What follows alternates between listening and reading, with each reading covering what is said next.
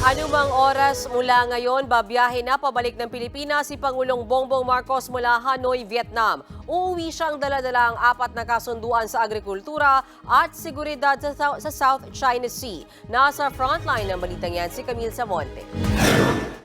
Nagtapos na ang 2 araw na state visit ni Pangulong Bongbong Marcos sa Hanoi, Vietnam. Kaninang umaga, mismong si Vietnam President Vo Van Thuong ang sumalubong kay PBBM para sa kanilang bilateral meeting sa Presidential Palace sa Hanoi. Tinunghayan nila ang pirmahan ng mga kasunduan sa pagitan ng Pilipinas at Vietnam. Kasama dyan ang Memorandum of Understanding sa pagpapanatili ng kapayapaan sa South China Sea. Parehong may claim sa South China Sea ang Vietnam at Pilipinas. May hiwalay ring MOU para sa maritime cooperation o joint exercises ng Vietnam Coast Guard at Philippine Coast Guard. Naisapinal din ang MOU sa Rice Trade Cooperation kung saan magsusupply ng bigas sa atin ng Vietnam sa loob ng 5 taon. Hanggang 2 million metric tons ng bigas kada taon ang isusupply ng pribadong sektor ng Vietnam sa abot kayang presyo.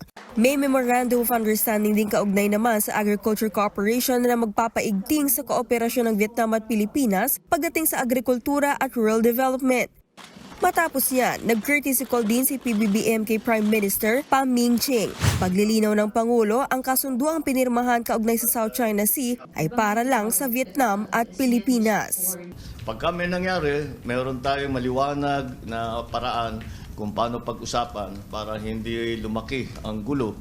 Hindi naman tayo talaga we don't have any confrontations with Vietnam, as a matter of fact. Despite the fact that we have conflicts in territorial waters, about territorial waters, but it has never been beyond. It has never gone beyond any diplomatic contacts.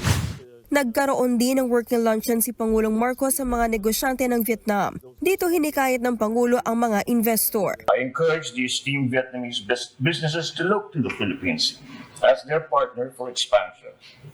The Philippines can serve as a secondary location in support of your manufacturing operations in Vietnam, especially in key sectors such as energy, infrastructure, automotive, and services.